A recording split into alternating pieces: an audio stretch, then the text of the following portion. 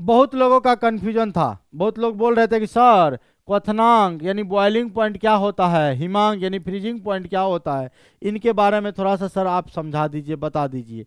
तो आइए आज हम लोग क्वथनांक क्या होता है, जल का क्वथनांक कितना होता है, जल का हिमांक कितना होता है, इन सभी चीज़ों को आज हम लोग अध्ययन करते हैं। ठीक है, तो आप लोग भी हेडिंग बना दीजिएगा। सबसे पहले आप क्वथनांक की बात करेंगे, और ये याद रखिएगा, ये जो क्वथनांक हम लोग लगाते हैं इंग्लिश में कहते हैं बॉइलिंग पॉइंट। तो ये जलीय विलयन के लिए लागू होता है, जो द्रव अवस्था में होता है उसके लिए ये लागू होता है। तो क्वथनांक क्या होता है कि वह द्रव, कोई भी द्रव जिस ताप पर उबलना प्रारंभ करता है उस ताप को क्वथनांक कहते हैं। यानी अगर इसका परिभाषा पूछेगा तो हम लोग कहेंगे वह न्यूनतम ताप, वह न्यूनतम, समझिएगा, वह न्यूनतम ताप जिस पर कोई द्रव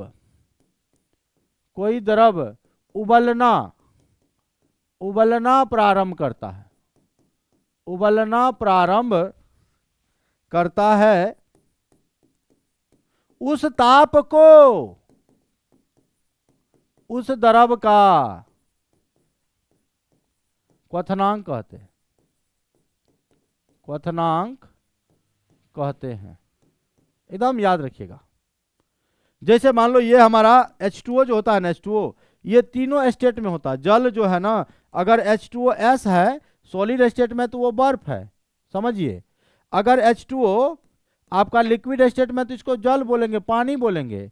और अगर H2OG है गैसेस स्टेट में तो इसको वाष्प बोलेंगे। तो यानी H2O का तीनों अवस्था संभव है, याद रखना, H2O का तीनों अवस्था क्या है, संभव है।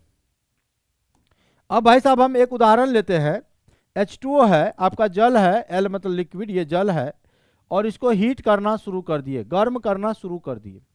तो क्या होगा कि जब ये 100 डिग्री सेल्सियस ताप पहुंच गया, जब ये 100 डिग्री सेल्सियस ताप पर पहुंचा, तो ये क्या कर दिया, ये बॉयल करना शुरू कर दिया, यानी H2O हो गया ये गैस, वेपर, वाष्प बनना लगेगा। तो जिस ताप पर ये बॉयल करना यानी उबलना प्रारंभ किया, खौलना प्रारंभ किया, इसी ताप को तो इसका क्वथनांक कहते हैं। कोई द्रव खोलना शुरू किया, कहेंगे क्वथनांक यही है। मतलब जल का क्वथनांक जो है, जल का क्वथनांक कोई भी पूछेगा तो बोलना 100 डिग्री सेल्सियस, या नहीं तो केल्विन में पूछेगा तो हम लोग जानते हैं 0 डिग्री सेल्सियस बराबर होता है 273 केल्विन। 0 डिग्री सेल्सियस बराबर कितना केल्विन, 273 केल्विन। तो यही अगर इसमें 100 जोड़ देंगे तो 373 केल्विन हो जाएगा। अगर केल्विन में आंसर देना है तो 373 केल्विन, और डिग्री सेल्सियस में आंसर देना है तो 100 डिग्री सेल्सियस। समझ में आ रहा है आप लोग को, क्वथनांक समझ में आया। जिस न्यूनतम ताप पर कोई द्रव उबलना प्रारंभ करता है उसी को हम लोग बॉइलिंग पॉइंट कहते हैं, क्वथनांक कहते हैं। अब आइए हिमांक की बात करते हैं। अगर हिमांक को इंग्लिश में क्या बोलते हैं, freezing point, freezing point, freezing point हिमांक। देखो कहेंगे, अगर इसको तोड़ेंगे तो ऐसे टूटेगा, हिम जोड़ अंक। हिम मतलब तो आप जानिए रहे, हिम मतलब होता है बर्फ, बर्फ, अंक मतलब बिंदु। जिस ताप पर, जिस बिंदु पर बर्फ बन जाए, आइस बन जाए, उसी ताप को हम लोग हिमांक कहते हैं। परिभाषा का होला भैया, वह न्यूनतम ताप, वह न्यूनतम ताप जिस पर, समझिएगा, जिस पर कोई द्रव जमना प्रारंभ करता है, जमना प्रारंभ करता है, हाँ हिमांक कहला, उस ताप को, उस द्रव का क्या कहते हैं, हिमांक कहते हैं, हिमांक कहलाता है। हाँ, तो जैसे H2O है,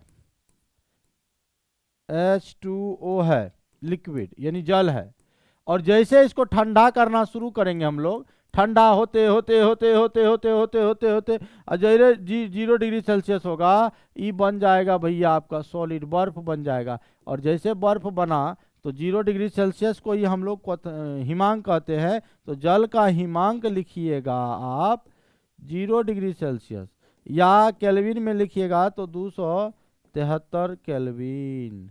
कितना केल्विन? 273 केल्विन, याद रखिएगा। तो ये रहा कि आपको जल का क्वथनांक भी बता दिए, जल का हिमांक भी बता दिए। अगर कोई भी दिक्कत हो तो कमेंट जरूर करिएगा। फिर मिलते हैं कल।